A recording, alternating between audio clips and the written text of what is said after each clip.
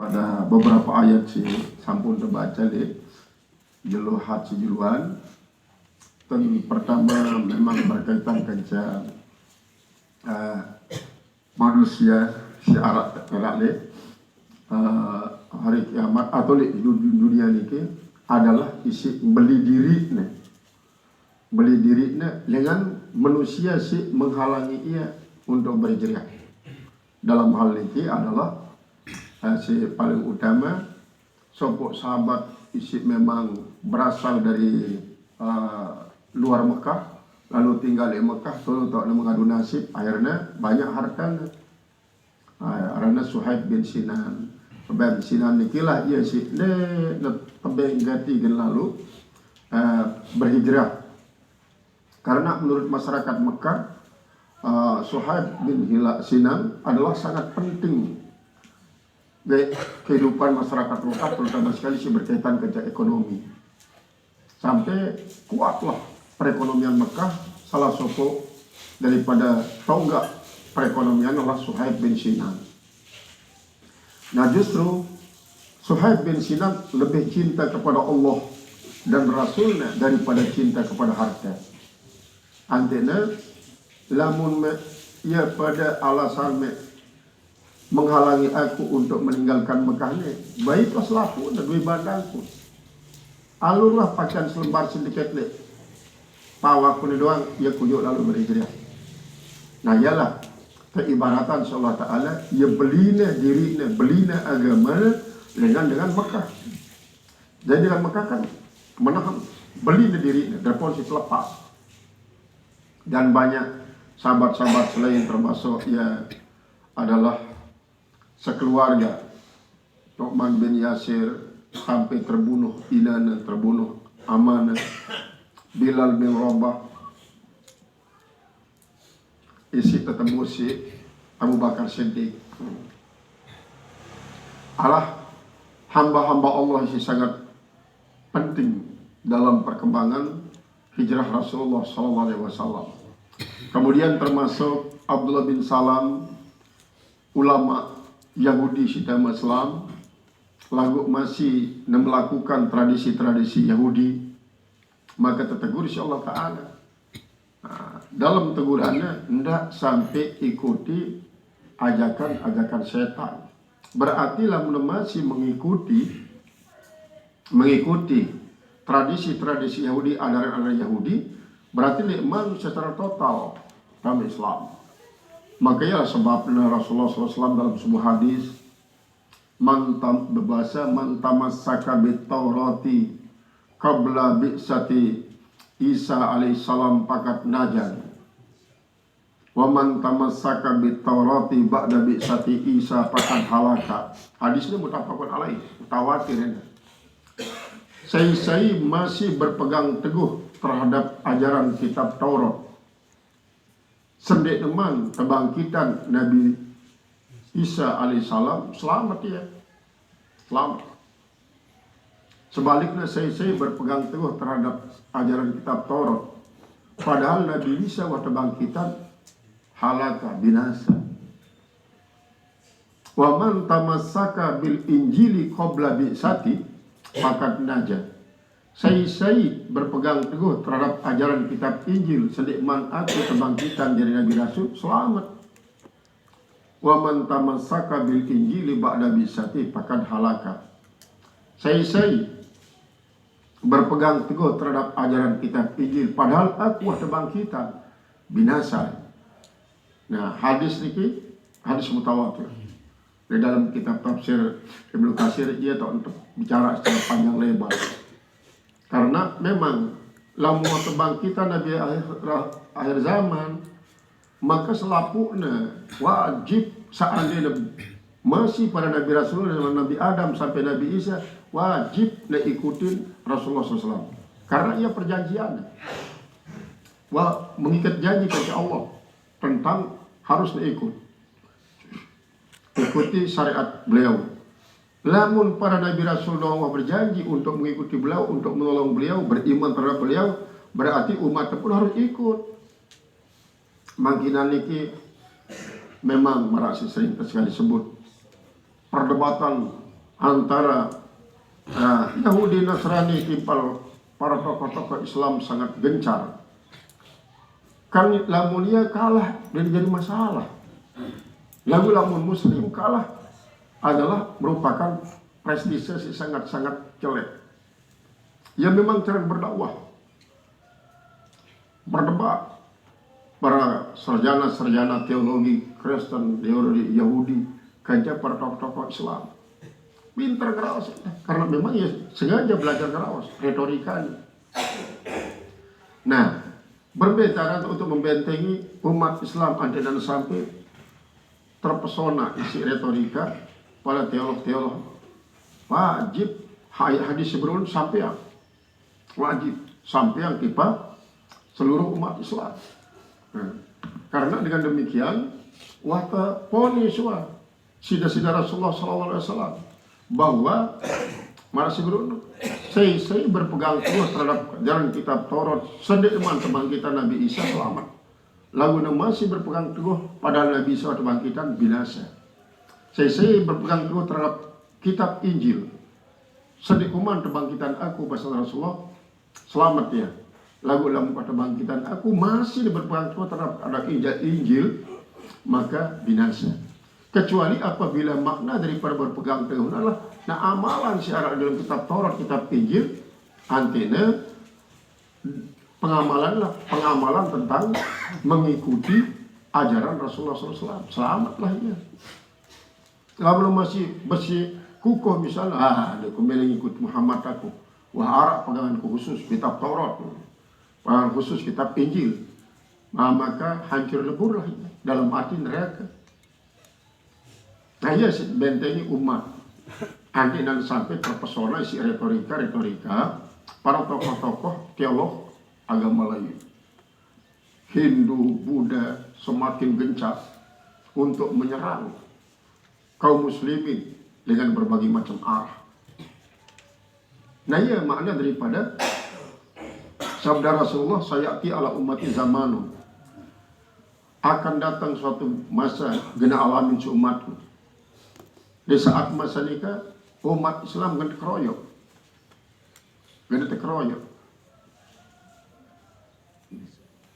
si penganut-penganut agama lain kolaborasi ya untuk memojokkan Islam. Bila perlu tokoh-tokoh Islam pun sedot untuk apa? Milu bergabung kerja tokoh-tokoh sidin Islam untuk meroyok Islam sendiri.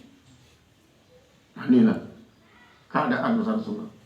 Kemudian apa bahasa Rasulullah? Sayati ala umat zamanun al-qabidu ala dinihi kal-qabidi al-jamri.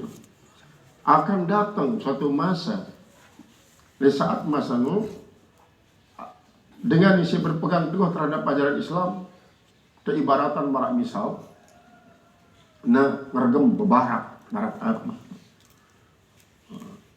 Lamun mampu ngergem barak api kan berarti dengan sakti. Nah, umbeta nanti itu termasuk dalam golongan dengan isi mampu ngergem barak. Harus ya perkuat diri dengan suatu akidah Islamiyah si kukuh, lalu bentengi dengan ilmu pengetahuan si kukuh tentang akidah terutama sekali syariat. Karena malah sebelum tekroyok, pinter-pinter, namun kurang-kurang kaum muslimin sehingga dia berarti boleh jadi deh ikuti karena logikanya sangat jadi sudah mapan. Marah logika mempertuhankan Nabi Isa tuh marah bahwa Yesus itu adalah merupakan Tuhan yang menjelma jadi manusia. Dia menjelma jadi manusia temate untuk menebus dosa. Angka iya sih pengaan lalu beta kuburnya berarti lah juga almarhum Yesus. Almarhum kan di darah Tuhan jadinya juga almarhum. Jadilah termasuk ya khutwat syaitan. Khutwat syaitan ini akan bervariasi penampilannya. Isi muncul daripada mulut-mulut manusia pengikut-pengikut syaitan. Sejari memusuhi kaum muslimin.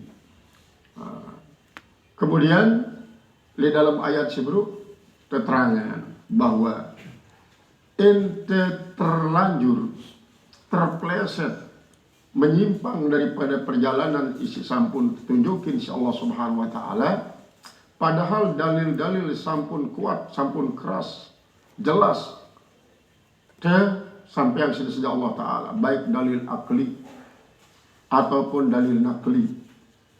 Dalil akli adalah ayat-ayat kauniyah.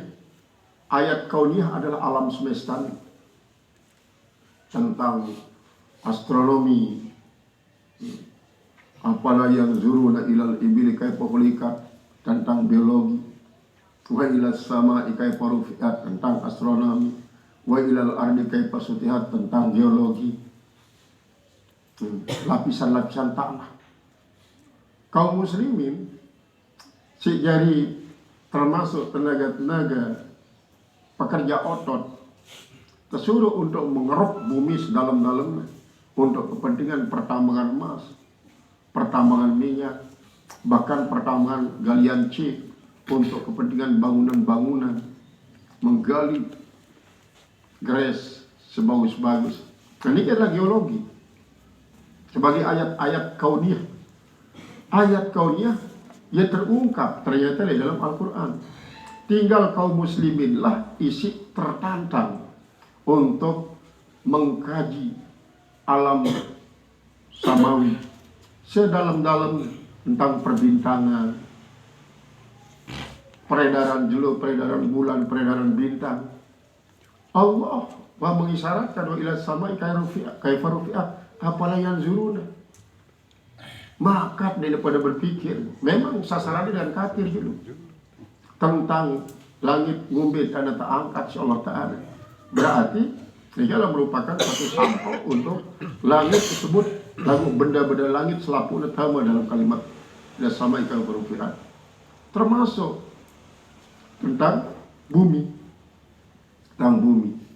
penguasaan bumi, penguasaan geologi, lapisan-lapisan tanah. Kaum muslimin harus menguasai. Ada ayat-ayat kauniyah. Jadi sekaligus merupakan dalil-dalil akli.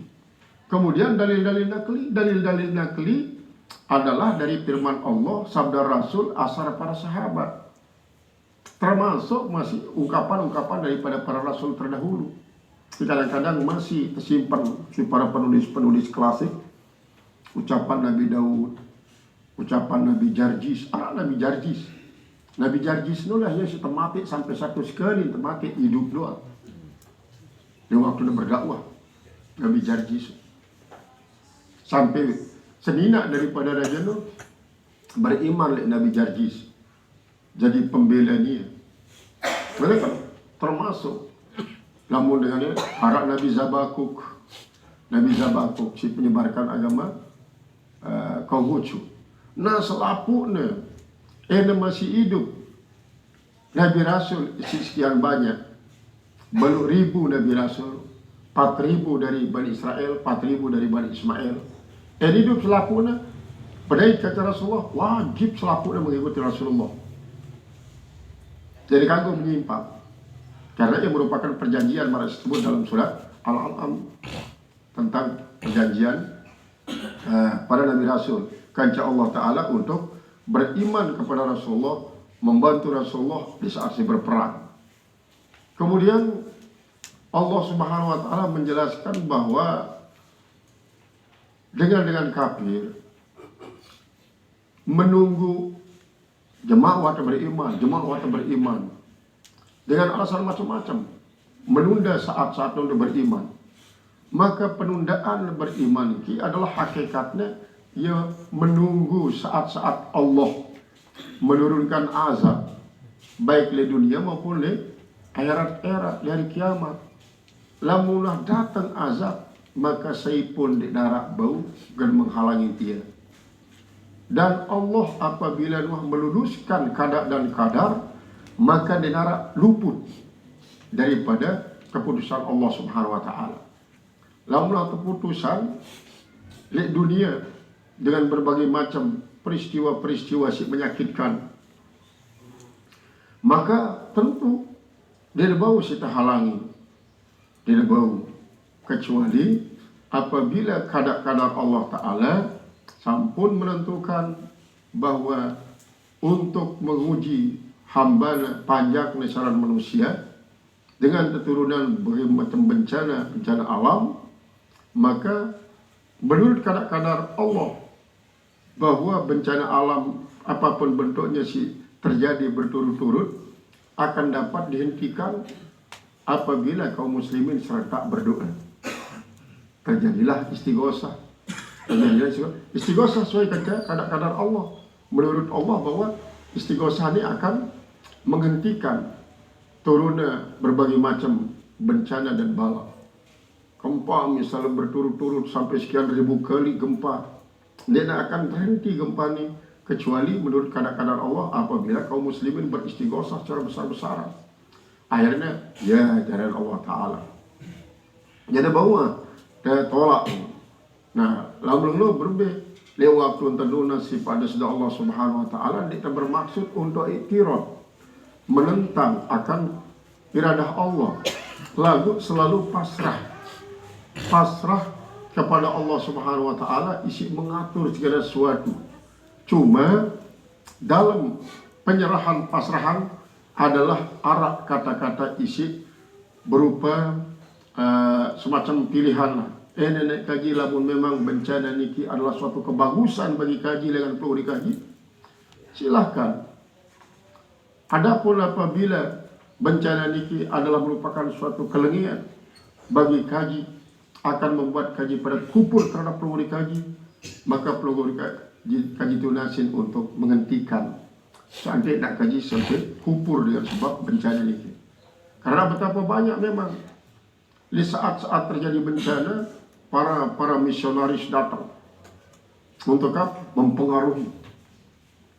Kadang-kadang waktu terjadi pemulihan, kumpulan kanak-kanak baik benina maupun mama. Para ini apa? Pemulihan. Apa sih di para itu? Terjadi hilir.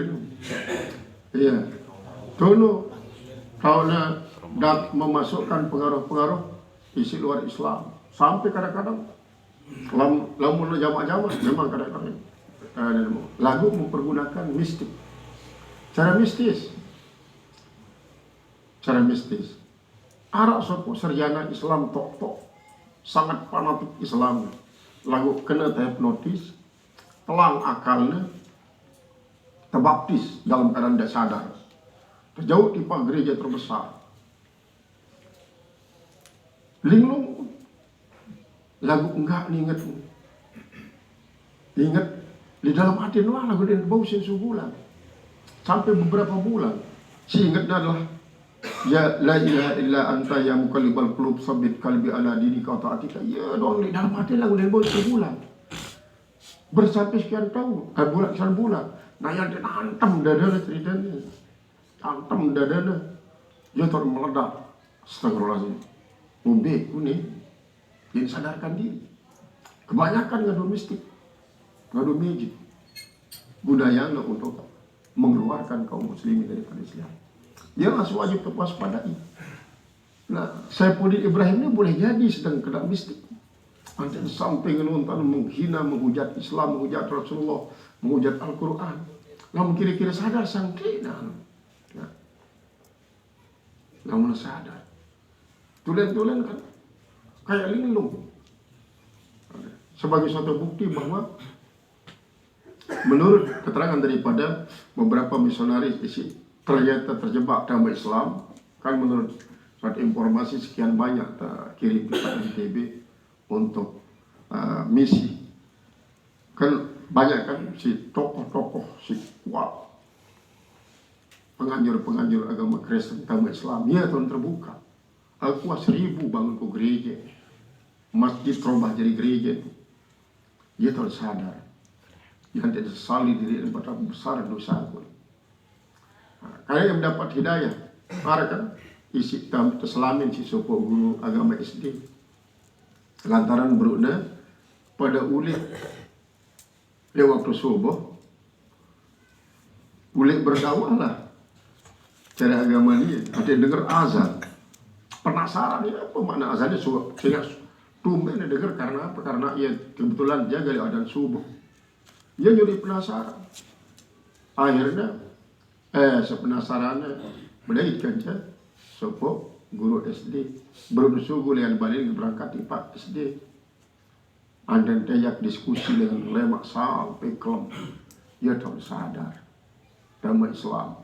Dia minta Islam sangsara si batur daripada pendeta. Karena apa? Karena waktu terdidik sampai jadi misionaris terbesar. Kok tiba-tiba menganut agama Islam? Ialah membongkar segala macam rahasia untuk perjuangan mengkristenkan dengan Islam. Nah, ini adalah sebenarnya sebagai satu pelajaran untuk kaum muslim ini memiliki suatu benteng kuat, membentengi diri, membentengi keluarga karena kewajiban. Ku ampusakum alikum naron. Salah sopo daripada bentengi diri dan sampai terpengaruh isi retorika para pengajar agama lain sampai menyebabkannya sugul. Dan salah satu cara dengan menggunakan hipnotis, gendam, karena adalah cara yang sementara itu dituah sampai menyebarkan agama. Ini hanya wa ma'alaina ilal balag doang, sampean bertablik dan berdakwah. Bertablik itu nyampean kebenaran Islam, berdakwah itu tejak ya untuk menganut kebenaran. Apabila Allah Subhanahu wa taala murka terhadap sekian banyak para pelaku-pelaku dosa, ada turunan azab Allah taala dinara dengan bohongan rakyat. Apalagi di akhirat. Untung nara Nabi Muhammad sallallahu alaihi wasallam pembuka pintu syafaat. Nah ini disadugati tentang Nabi Muhammad selamat di akhirat. Dan selalu bahkan bara sebelum siwa Islam pun demen wasugu dengan Islam din aku Nabi Muhammad sebagai penyelamat. Pasti wa Yesus Kristus doang para penyelamat. Qala wa ila Allah turja'ul